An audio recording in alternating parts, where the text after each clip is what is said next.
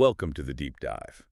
Today, we're diving into a really fascinating and maybe a bit unsettling set of documents you shared. Definitely interesting stuff. Yeah, we're looking at information warfare, you know, in the internet age, but maybe even beyond that. Not just theory, but the actual tactics, the tech, the strategic thinking behind using information to shape minds, shape actions. That's right. So our mission today is really to unpack all of that, get to the core concepts, look at some surprising techniques, and map out the global picture. Hopefully, by the end, you'll have a much better handle on these like hidden currents in our digital world. And it's a great set of sources for that. We've got what looks like a pretty detailed manual, kind of breaking down the tech they use for information warfare online. Okay, the nuts and bolts. Exactly. Then there's another piece exploring how different countries approach cyber and information warfare, more from a strategic angle. Bigger picture. Right. And finally, a broader analysis digging into modern InfoWars, the psychology behind them, even some historical context. So putting these together, we should get a pretty solid picture, I think. Okay, great. So let's jump right in. Information warfare. It's got to be more than just, people arguing on Twitter, right? Oh, absolutely. One source defines it as aiming for a, quote, destructive impact on an adversary using information strategically. That sounds, well, serious. It is, and the outcomes, they can really vary from maybe something small, a minor disruption, like delaying a command getting through. Okay, tactical stuff. Yeah, but it can scale up massively. Think economic damage, widespread instability, even, taking down essential services. Wow. And this overlaps with cyber warfare, right? That term gets used a lot, especially in the West. It does, yeah. They're often used interchangeably, though there can be nuances. But fundamentally, as one of the documents points out, the real goal is managing people's actions How? by shaping their opinions, which, let's be honest, usually involves some level of manipulation. Right. Influence the thinking to change the behavior. That's the core idea. And, to see how that actually works, one source, let's just call it 01.pdf for reference, it lays out the typical steps an attacker might take. It's almost like a playbook. Okay, I want to hear this. Walk us through it. What's step one for the attacker? Well, the first and probably most critical phase is all about gathering info. Reconnaissance, basically. Okay. They need to really understand their target audience. What are their weak spots? What do they believe? What topics get them riled up? Or, what do they care about? It's like mapping the mental battlefield. So homework first. Before any attack, they're profiling the people they want to influence. Precisely. Once they have that profile, then they figure out, okay, what exactly do you want these people to do or think or believe? Define the objective. Right. Get Yeah. specific. Yeah. And then they develop the method. How are we actually going to get this message, this influence to the target? And that's where all the techniques we'll talk about come in. What's next after planning the method? Testing. Before going big, they might run a small trial, maybe slip some key phrases or ideas into online forums, see how people react. Gauge the response, fine-tune it. Exactly. Then they build the infrastructure. This is where they might set up, loads of fake social media accounts, maybe some fake websites, get the digital stage ready. It's a whole setup process. Is there a final step in this initial phase? Yeah, the source calls it installing the aggressor, which sounds a bit dramatic, but it means identifying people already posting negative things or things that align with the attacker's goal. And then what? Boost them. Kind of. Amplify their messages, share their posts, maybe even contact them subtly, make it look like there's this organic wave of opinion building when really it's being nudged along. That's pretty strategic. Okay, let's get into the techniques themselves.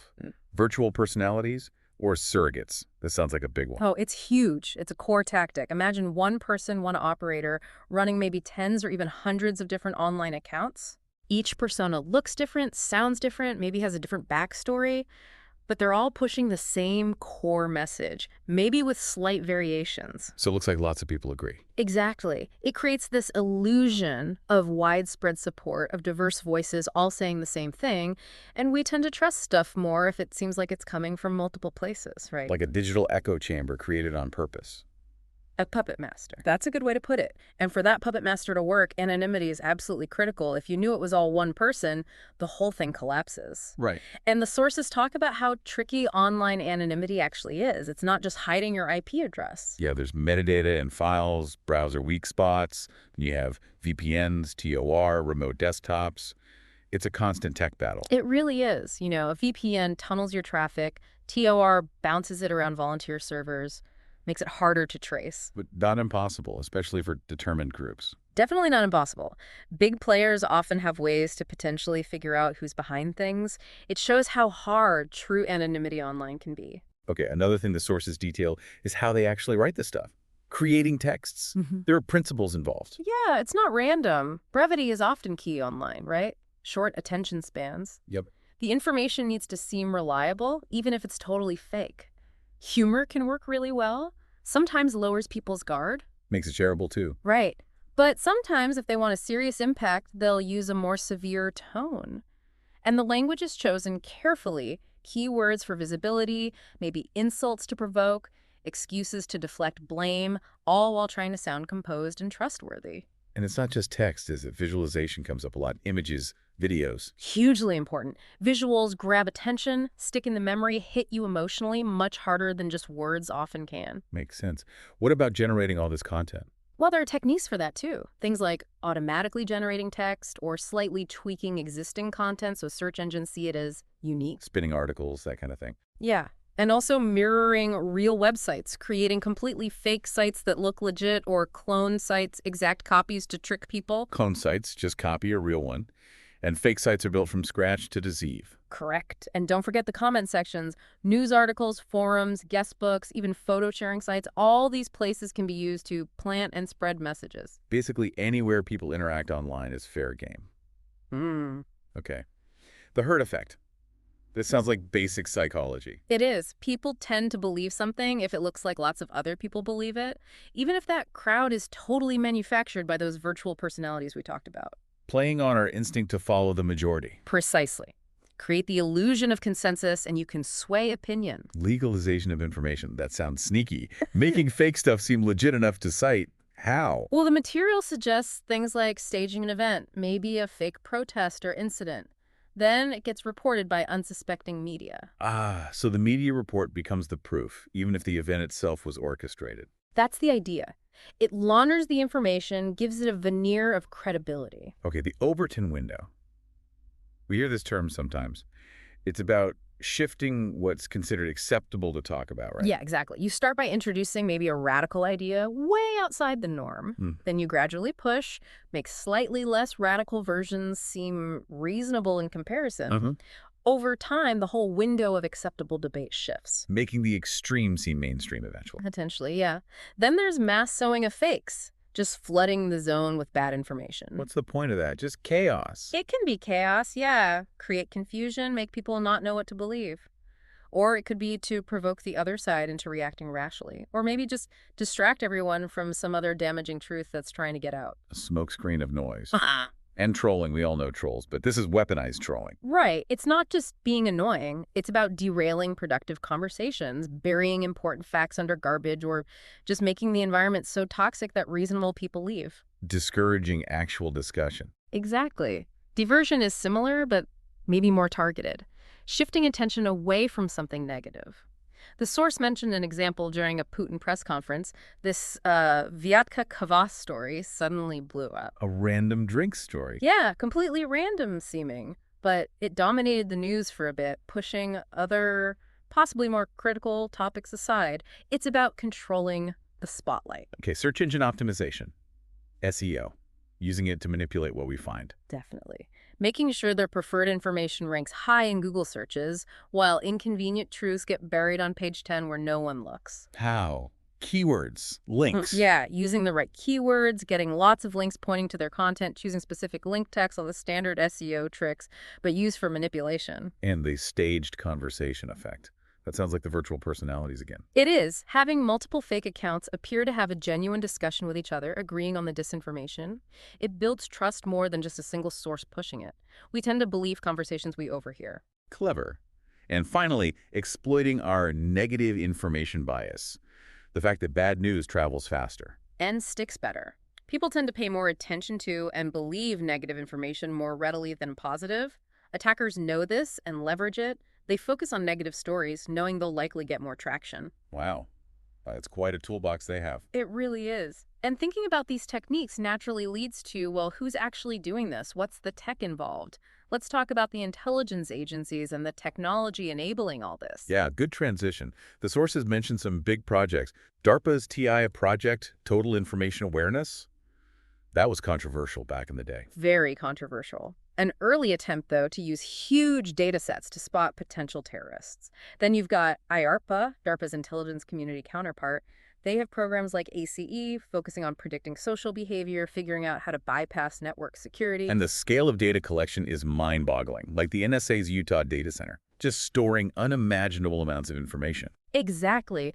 And centers like Vaccine, the Visual Analytics Center, are developing tools to sift through all that data, including social media for security insights.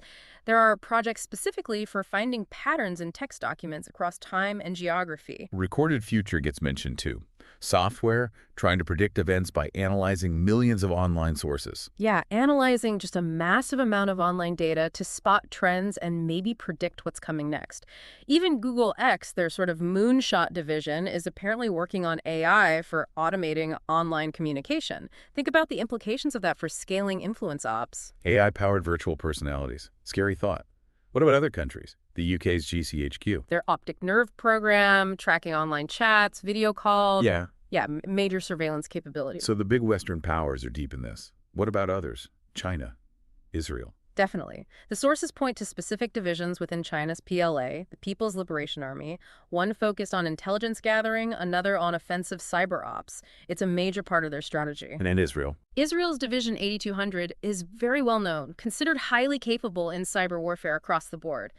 But it's not just them. The sources mention a European project called SWAP, plus activities linked to India, Turkey, Iran, and North Korea's Bureau 121. So North Korea's hackers are part of this too. It really is global. It absolutely is. Everyone seems to recognize the importance of this domain. Okay, so beyond just causing damage, what are the bigger strategic goals here? Yeah. According to the sources. Well, a huge one is achieving and holding on to information superiority. Basically dominating the information space. Why? Because that creates better conditions for achieving your military or political aims. It's also about cognitive impact, messing with the enemy's thinking, their decision-making. Slowing them down, making them doubt. Right, or speeding up your own decision cycle. And ultimately, a really big goal is often to just crush the enemy's will to fight, erode their morale so they basically give up. Attacking the mind and the resolve, not just the computers. Okay, so that's the offense. What about defense? How do you fight back against all this? Well, the first step is awareness. Info field monitoring, one source calls it. You have to constantly watch what the opponent is doing, track your own reputation online, monitor the whole information environment. Using special software, aggregators. Yeah, tools to help track keywords, sentiment, the spread of narratives. And you need to look for warning signs of an impending attack. Look at what? A sudden spike in negative posts about you, topics appearing out of nowhere that seem designed to hurt you, a flood of new suspicious-looking accounts all saying the same thing. Spotting the bots and trolls early. How do you recognize them? There are patterns, accounts posting way too frequently, accounts that barely post original stuff, just share or repeat things, lots of accounts with very similar usernames or profile pictures created around the same time. The fake army. Yeah, or accounts that only seem to comment on other people's stuff and their own posts are just generic nonsense. Okay, so you spot an attack or negative content. Yeah. How do you respond? The sources had some maybe counterintuitive advice. Yeah, the general idea is don't get defensive. Don't write long justifications or excuses. That often just amplifies the negativity. So what do you do? One tactic is to subtly, or maybe not so subtly, suggest the opponent is behind it all. Shift the blame. Another key strategy is to blur the negative by flooding the zone with positive or neutral information about yourself or your side. Fight fire with more water. Yeah. Drown out the bad stuff. Kind of, yeah. Dilute its impact. And then there's actively trying to fix search results. Defensive SEO. Exactly. Use SEO techniques to push your positive or neutral content higher up in search rankings, burying the negative stuff. Create good content, put it on authoritative sites, build links to it. Okay. What about partisan actions? That sounds more aggressive. Anonymous, secret responses. Yeah, it implies heading back covertly, maybe disrupting the attacker's operations, finding out who really launched the attack, understanding why they did it, and then responding in a targeted way without leaving your fingerprints. Under the radar counterattacks. Something like that. And, Underpinning all defense is just basic, rigorous fact-checking, verifying information, checking sources, prioritizing accuracy over speed or sensation. That's fundamental. Absolutely critical in this environment. Okay, let's zoom out again. Think about the bigger concepts. It's clear this isn't just tech. There's a huge psychological element. Huge. Information warfare and psychological warfare are deeply connected. Both mess with people's minds, often trying to influence a third party like public opinion to affect a conflict. And the sources mention a legal vacuum, like the rules haven't caught up with the technology. That's a big problem. There aren't clear international laws defining or regulating this stuff, which makes holding anyone accountable really difficult. Then there are psychohistorical or memory wars, Yeah. attacking a country's history or values. Exactly. Trying to rewrite the past to undermine national identity. The examples given about changing the narrative around World War II in some places are really potent illustrations of this. Undermining a nation's story about itself. Right. We also see terms like network-centric warfare, basically linking up military forces digitally for better coordination, and the newer information and algorithmic wars, using AI and big data for influence. Hybrid information wars comes up a lot. What's that mix? It's blending the psychological tricks with the technological tools. The sources talk about different flavors: civil network wars, behavioral wars, even cyber terrorist wars. The lines are really blurring. And metaprogramming technology. Yeah. It sounds intense. Programming opinions. Yeah, it's a pretty chilling concept, manipulating consciousness on a mass scale. And related to that is reflexive control. What's that? It's subtly feeding your opponent information so they choose to do what you wanted them to do all along, thinking it was their own idea. Wow. Devious. Very. Then there's social induction, using crowd psychology, maybe trying to spark mass panic or unrest. And on the flip side, information blockade. Cutting off information. Yeah, limiting access to outside sources and then feeding people only one heavily controlled narrative. Combine that with disinformation technology. Spreading fake news through seemingly legit sources. Right, using third parties or authoritative voices to lend credibility to falsehoods. You also have provocation technology, trying to bait the enemy into a reaction or expose a weakness. And cyber simulation, using online stuff to mimic or even trigger real-world events like protests. It's a whole spectrum. Discrediting the enemy is classic, but the sources mention specific angles, like attacking their intelligence or morals. Yeah, finding perceived weaknesses. And cognitive viruses, basically memes, right? Simple, catchy ideas that spread fast and shape thinking. Memes as weapons. In a way, yes. The goal can even be substitution of consciousness, trying to fundamentally change how people see the world. And we talked about weaponization of history. The sources also mention framing things like Russophobia as a specific information warfare tactic against Russia. So, using negative perception strategically. Exactly. It touches on soft power, too, influence through culture, media, values. And controlled chaos, the idea of deliberately creating instability, like in some color revolutions, and using that chaos. Plus, all the classic persuasion tricks still apply online, right? Name-calling, glittering generalities, transfer, testimonials. Plain folks. Card stacking, bandwagon, absolutely. Those techniques are timeless, just adapted for the digital age. Add in the virtual personas, misrepresenting photos and videos, information sublog, framing narratives with specific language, verbal warfare. It's all part of the modern toolkit. The sources mention some real-world examples just briefly: Iraq, Georgia, Ukraine, activities by Russia, China, Israel, North Korea. Right, just quick mentions to show this isn't theoretical. These tactics are actively being used in global conflicts and politics with real consequences. Okay, so bringing this all together as we wrap up, what's the main takeaway for you, our listener, from all this? I think the biggest thing is realizing that information warfare is real, it's happening now, and it's constantly evolving. It's everywhere online and maybe offline too. It's not just about hacking. It's fundamentally about influencing us, what we think, what we do. So being aware is step one. Absolutely. Recognizing the techniques, knowing who the major players are, understanding the potential impact that's crucial for navigating the world today. Was there anything in the sources that particularly jumped out at you as surprising?